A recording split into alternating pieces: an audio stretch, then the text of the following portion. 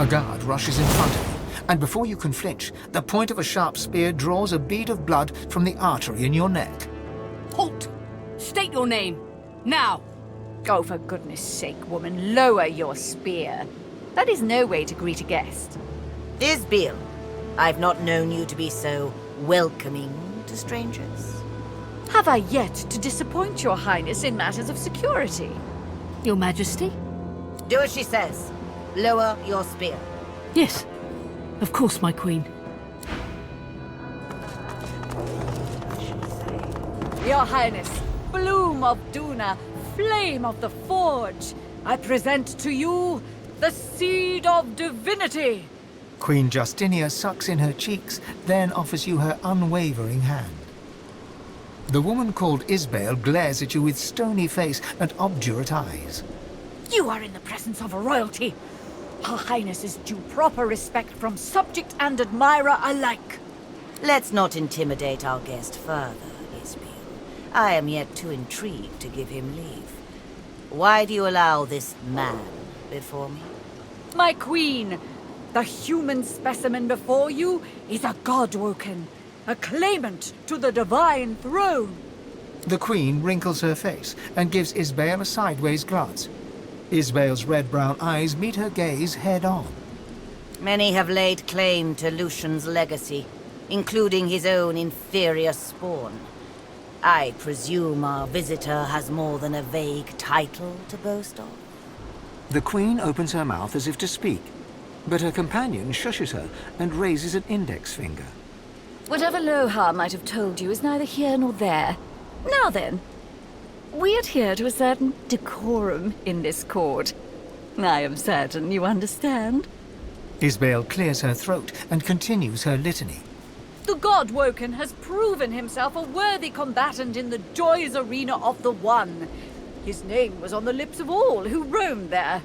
I appreciate the effort in gaining the respect of one's fellow refugees. You have my attention, Godwoken, if not my adulation.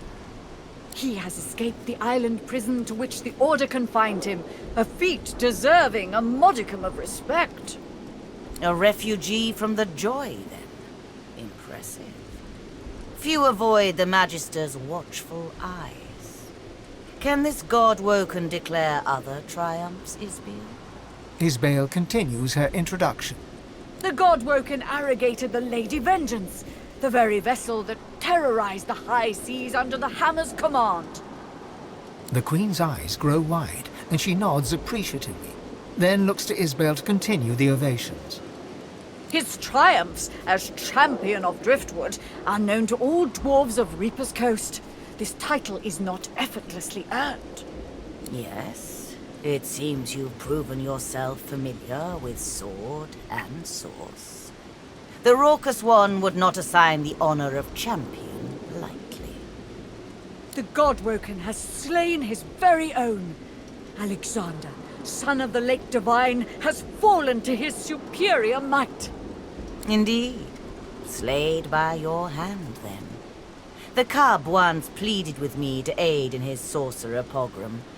I cannot deplore your actions, as loath as I am to admit it. The great sorcerer Riker, a lone wolf known for his manipulation of the innocent dead, died by our visitor's hand, Your Majesty. I do not know of this Riker. I trust his death was well deserved. Our venerated guest has brought hope to the elven tribes by ending the slaughter of their ancestors. So you eliminated the butcher responsible, I presume. You have earned your swagger, my good man. My queen, the Godwoken hobbled the Black Ring by slicing off one of its limbs, a necromancer known as the Sallow Man. Isbeil's hot stare burns into your soul. You meet her gaze with one of your own, though you know you could never match her intensity. Splendid. The Black Ring has proven a chaotic element at a time when control is imperative.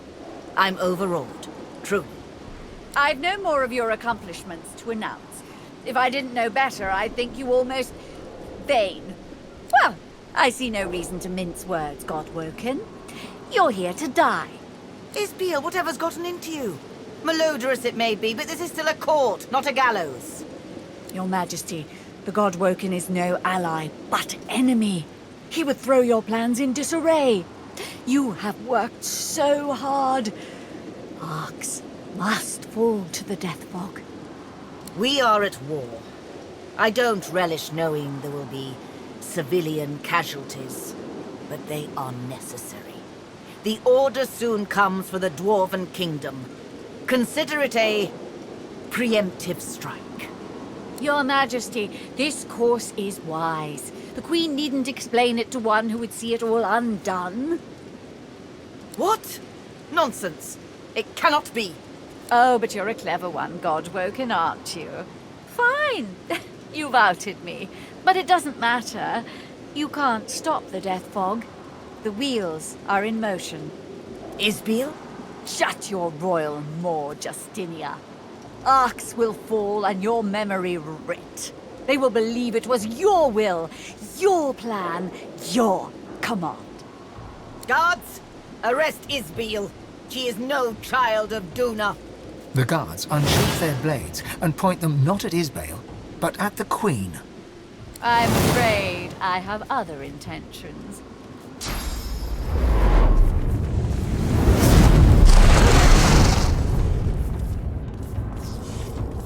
You blink yourself awake to the cold gaze of 1,000 stones and the hot gaze of the dwarf Isbeil, right hand of the Queen. Oh, good. You're awake. At first I figured I'd just kill you. But then I thought, Isbeil, you're wasting an opportunity here.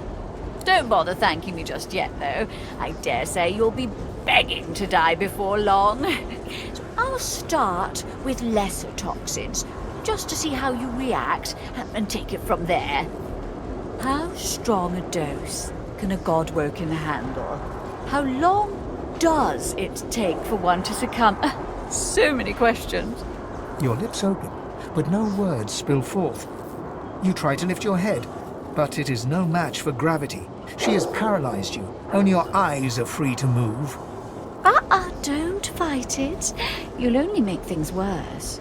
Oh, but I've been so rude. You should know the real me.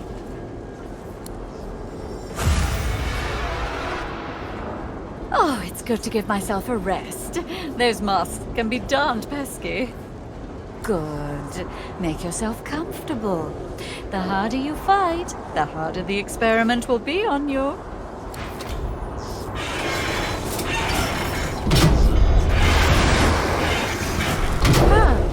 That dose proves quite alarming for my normal subject. Let's try a new approach, shall we? Let's see now. I have just the thing. Just a spritz, mind you.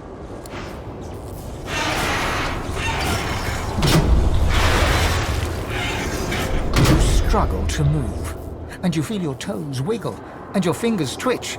The paralysis is waning. Interesting. Some of the results are quite unexpected. Now, let's move on to the deathfog. Live or die, you've already proven most... Well, I was going to say useful, but perhaps entertaining is the better word. Isbeil turns the ramp, but no fog wafts forth.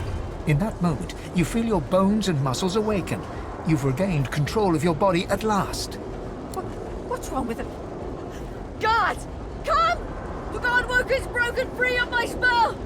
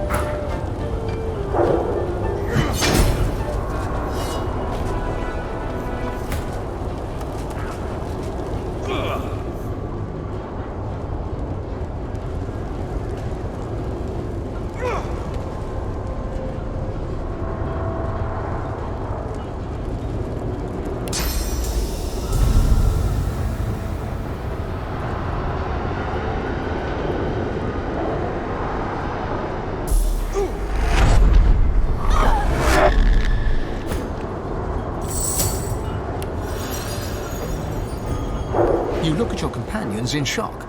Black Ring influence or not, the enormity of the Queen's plan is revealed. To kill everyone in the city. Nobody can forgive the use of deathfog. Not even me. So if I have it right, she kills thousands of someone else's people to save thousands of her own. I'd rather fail to see the issue here. You can't fight darkness with darkness. You just can't. Whatever she intended, the end result will be more death and destruction. The great machine sits before you. Pipework tentacles outwards and upwards, the conduits piercing the ground overhead, wending their way towards the city and her people above. Even through the seals of the great cistern, you scent the acrid sting of the deathfog inside. A faint gossamer of deathfog rises from a junction where the release valve meets a pipe. A switch allows redirection to a different pipe, labelled C. The junction currently leads to a pipe labelled Arcs. Destroy this thing. There's no time to waste. I don't trust that leak. I say flip the switch. Send the deathfog to the water, away from the city. Redirect the death fog. Better to poison the fishes than to poison the people.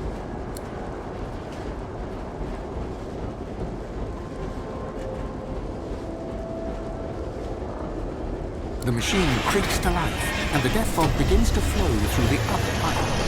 You hear the howl of the fog as it travels the pipe towards the sea, and the machine winds down. The cistern is empty. All is silent.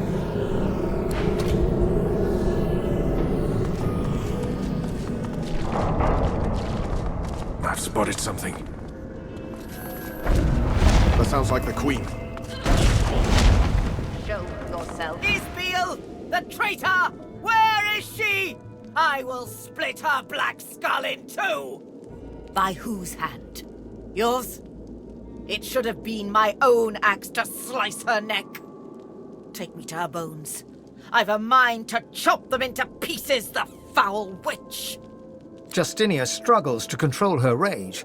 She closes her eyes. She breathes the sewer's fetid air. She waits. She is dead. And that is that.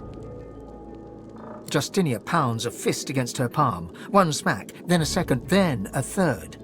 You may not believe me, but what I did, I thought I did for the sake of my people. The sinking of the Peacemaker, the driftwood smuggling operation, the death fog, Black Peak Isle. Power always comes at a great cost. Sometimes you have to take some lives to save others. And I shall always put dwarven lives first. You must understand this. It was only a matter of time, she said. And I never doubted it. The scouts talked of living weapons nailed to crosses, of blank-faced wizards, an entire force of them. If we didn't come for the Order, the Magisters and Paladins, they would come for us. They had my ear all the while, the Black Ring. I'm sorry. Truly sorry. To think of it. Bless his heart. Please do tell him to rest his mind. Mikael is no man of courage, but he's as loyal as a fresh-fed pup. But do be sure to keep my whereabouts private, at least for now.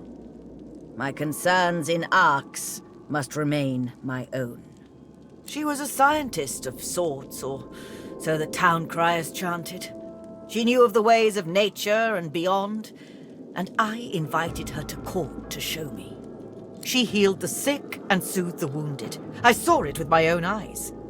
I brought her close. Her words were wise, and her aims, well, they seemed so pure. It was after Alexander assembled the quorum that Isbeil turned my mind to thoughts of war. Our scouts and spies aided dwarven sorcerers where and when they could, but Isbeil insisted the monks and shriekers would touch dwarven land. When we came to Arcs to prepare, she rarely left my side except to tend to her laboratory. I'd no idea what atrocities she'd been committing there. Kem? Linda Kem? All the better that he's avoiding Paulina like the porcine plague, then.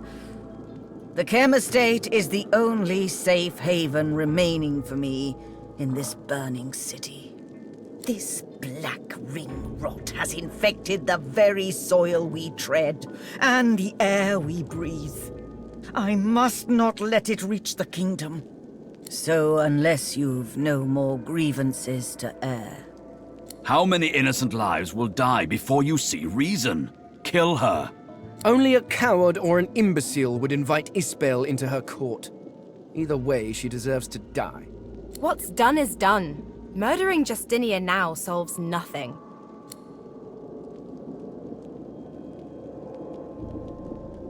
The Queen nods a goodbye to you. Until I can return to the kingdom, I will be at the Chem Estate. Royalty is always welcome there. Paulina would have it no other way.